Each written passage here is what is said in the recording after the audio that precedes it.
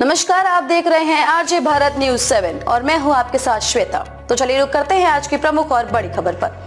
हो गए चुनावी महासमर की घोषणा। 19 अप्रैल से कब और कहां होंगे इलेक्शन, यहां देखें पूरा शेड्यूल। लोकसभा चुनाव 2024 का बिगुल बज गया है। निर्वाचन आयोग ने आज दोपहर प्रेस कॉन्फ्रेंस कर चुनाव की तारीखों का ऐलान किया। मुख्य चुनाव आयुक्त राजीव कुमार ने बताया कि इस बार के लोकसभा चुनाव 7 चरणों में कराए जाएंगे। उन्होंने ये भी बताया कि चुनाव को लेकर सभी तैयारियां पूरी हो चुकी है। इसके अलावा पोलिंग बूथों पर सख्त सुरक्षा व्यवस्था के इंतजाम किए गए हैं। 19 अप्रैल से शुरू होंगे चुनाव। इस बार लोकसभा चुनाव 7 चरणों में होंगे। चुनाव आयोग ने कहा कि इस बार 19 अप्रैल को लोकसभा चुनाव शुरू होंगे और 4 जून को नतीजे आएंगे। 7 चरण इस प्रकार होंगे। चरण तारीख: पहला चरण 19 अप्रैल, दूसरा चरण 26 अप्रैल, तीसरा चरण 7 मई, चौथा चरण 13 मई, पांचवा चरण 20 मई, छठा चरण 25 मई, सातवां चरण 1 जून, नतीजे 4 जून। 4 राज्यों में विधानसभा चुनाव। आम चुनाव के साथ 4 राज्यों में विधानसभा चुनाव भी होंगे। आंध्र प्रदेश में 13 मई को चुनाव होंगे। सिक्किम और अरुणाचल में 19 अप्रैल को वोटिंग। उड़ीसा में मतदान 7 चरणों में होंगे चुनाव। 26 विधानसभाओं में होंगे उपचुनाव। हरियाणा, हिमाचल, झारखंड और यूपी समेत 26 विधानसभाओं में होंगे उपचुनाव। हरियाणा, हिमाचल, झारखंड और यूपी समेत 26 विधानसभाओं में उपचुनाव होंगे। इस बार 97 करोड़ वोटर्स। मुख्य चुनाव आयुक्त राजीव कुमार ने कहा कि देश में 96.8 करोड़ वोटर्स हैं और 10 लाख से ज्यादा बूथ वोटिंग के लिए होंगे। राजीव कुमार ने कहा कि हमारे देश के चुनाव पर पूरी दुनिया की नजर होगी। उन्होंने कहा कि इस बार 1.8 करोड़ मतदाता पहली बार वोट करेंगे और कुल 21.5 करोड़ युवा वोटर्स होंगे। पुरुष मतदाताओं की संख्या 49.7 करोड़ है। चुनाव आयुक्त की बड़ी बातें: लोकसभा का कार्यकाल 16 जून तक है। अब पार्टियों को अपने उम्मीदवार का क्रिमिनल रिकॉर्ड बताना होगा। इसी के साथ यह भी बताना होगा कि उस उम्मीदवार को क्यों टिकट दिया गया और क्षेत्र से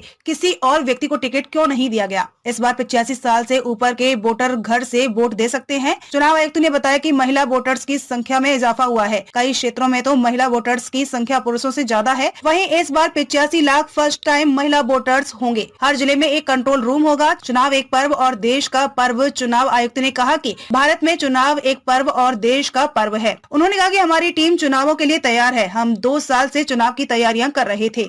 खबरों में अब तक के लिए बस इतना ही। फिर होगी आपसे मुलाकात ऐसी किसी बड़ी और खास खबर के साथ। तब तक के लिए नमस्कार और देखते रहिए आरजे भारत न्यूज 7।